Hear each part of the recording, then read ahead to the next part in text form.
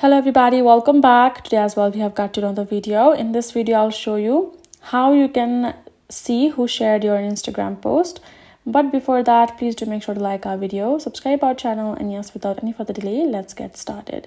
So what you're going to do is simply going to go ahead, go to Instagram, cross this out, and then you're going to go to your profile at the bottom right corner. Now you're going to go ahead, pick a post, and then you're going to tap on view insights. Make sure your profile is per professional profile. If it's personal, then you will not have a view insight option. Make sure it's professional, then go ahead, tap on view insight.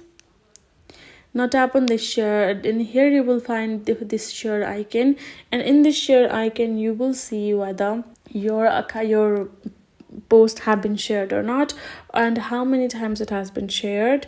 But unfortunately, because of the privacy concern, you will not be able to see the accounts, and that's all. You can instead you can check out the engagement and audience, so you can get a little bit of insight, but that's all. You cannot see the account that has shared your photos.